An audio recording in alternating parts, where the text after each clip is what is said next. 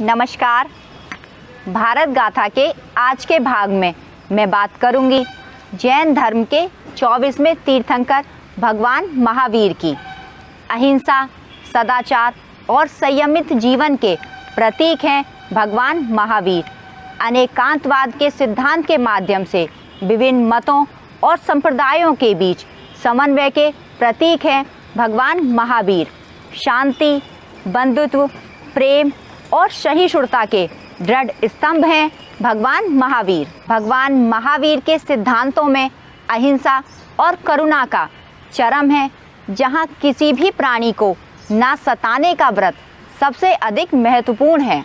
भगवान महावीर के बचपन का नाम वर्धमान था। वर्धमान का जन्म 599 ईसा पूर्व में वैशाली के निकट कुंड ग्राम में हुआ था। उनके पिता महाराज सिद्धार्थ ज्ञात्रीय क्षत्रिय संघ के प्रधान थे, जो वज्जी संघ का एक प्रमुख गणराज्य था। उनकी माता देवी त्रिशला देवी, जिन्हें विधेय दत्ता भी कहा जाता था, देवी त्रिशला वैशाली के लिच्छवी कुल के प्रमुख चेटक की बहन थीं। कल्पसूत्र में वर्णन है कि ज्योतिषों ने वर्धमान के जन्म के साथ ही भविष्यवाणी की थी कि या तो वे चक्रवर्ती सम्राट बनेंगे या संसार के दुखों से मुक्ति का मार्ग दिखाने वाले महान सन्यासी। महाराज सिद्धार्थ तथा देवी त्रिशला ने वर्धमान का पालन पोषण अत्यंत लाड़ प्यार से राजसी वातावरण में किया। वर्धमान की शिक्षा दीक्षा राजकुमारों की तरह हुई और उन्हें शस्त्र और शास्त्र में शिक्षित किया गया। युवावस्था में राजकुमार वर्धमान का विवाह कुंदनीय गोत्र की कन्या यशोदा से हुआ। राजकुमार वर्धमान और देवी यशोदा को प्रियदर्शना, जिन्हें अन्नोजा भी कहा जाता है, नाम की पुत्री उत्पन्न हुई। आगे चलकर प्रियदर्शना का विवाह जमाली के साथ हुआ। वर्धमान का गृहस्थ जीवन सुखपूर्वक चल रहा था, लेकिन उनके अंदर कुछ था जो उन्हें बेचैन कर रहा था। उनका करुणा से भरा हुआ मन संसार को मोक्ष का मुक्ति मार्ग प्रदान करने के लिए तड़प रहा था। वर्धमान मानवता की पीड़ा से पीड़ित रहते थे और इस पीड़ा को समूल अंत के मार्ग की तलाश के लिए बेचैन रहते थे। माता पिता की मृत्यु के पश्चात 30 वर्ष की अवस्था में अपने बड़े भाई नंदीवर्धन की आज्ञा लेकर वर्धमान ने मोक्ष प्राप्ति के मार्ग की तलाश के लिए घर छोड़ दिया।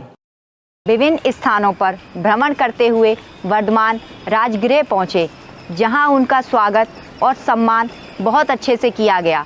उसके पश्चात वे नालंदा गए, जहाँ उनकी भेंट मक्खली पुत्र घोषाल नाम के सन्यासी से हुई और वह उनका शिष्य बन गया। किंतु आगे 6 वर्षों के बाद उनका साथ छोड़कर मक्खली पुत्र घोषाल ने आजीवक संप्रदाय की स्थापना की। सत्य पथ के अन्वेषण में भगवान महावीर ने कठिन तपस्या और साधना का जीवन आरंभ किया। आचारंग सूत्र में उनकी कठोर तपस्या और उनके काया क्लेश का मर्म स्पर्शी वर्णन किया गया है। अपनी साधना के प्रथम 13 महीनों में उन्होंने कभी भी वस्त्र नहीं बदले। उनके शरीर पर विभिन्न प्रकार के जीव जंतु रेंगते थे। तत्पश्चात उन्होंने पूर्णतः वस्त्रों का त्याग कर दिया और वे प्राकृतिक रूप से नग्न रहने लगे। शारीरिक कष्टों की उपेक्षा कर वे अपनी साधना में लीन रहे। लोगों ने उन पर नाना प्रकार के अत्याचार किए, उन्हें पीटा, लेकिन ना तो उन्होंने कभी अपना धैर्य खोया और ना ही अपने उत्पीड़कों के प्रति मन में द्वेष और प्रतिशोध लाए। वे शांत और मौन रहे। 12 वर्षों की कठिन और कठोर तपस्या और साधना के पश्चात जुम्रविग गांव के समीप ऋजुपालिका नदी के तट पर एक साल वृक्ष के नीचे वर्धमान महावीर को कैवल्य प्राप्त हुआ। कैवल्य प्राप्ति के पश्चात वे केवलिन, जिन, अरहत और निर्ग्रंथ कहलाए। अपनी साधना में अटल रहने तथा अतुल पराक्रम दिखाने के कारण वे महावीर कहलाए।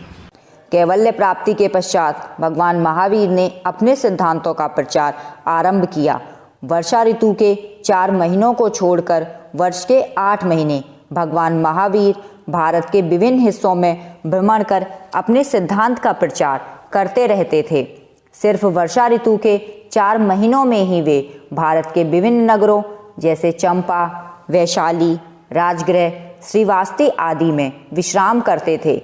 भगवान महावीर ने अपने मत के संगठित प्रचार के लिए एक संघ की स्थापना की, जिसमें उनके 11 प्रमुख शिष्य सम्मिलित थे। इन्हें गणधर कहा गया है। सभी गणधरों को अलग अलग समूह का अध्यक्ष बनाया गया। भगवान महावीर के देह त्याग के बाद केवल एक गणधर सुधर्मन जीवित बचे थे, जो भगवान महावीर के बाद जैन संघ के प्रथम अध्यक्ष बने। तत्कालीन मगध सम्राट अजातशत्रु भगवान महावीर का भक्त बन गया था। राजगृह में उपाली भगवान महावीर के बहुत बड़े भक्त थे। भगवान महावीर ने वेदों की श्रेष्ठता स्वीकार करने से इनकार कर दिया तथा धार्मिक एवं सामाजिक रूढ़ियों और पाखंडों का घोर विरोध किया।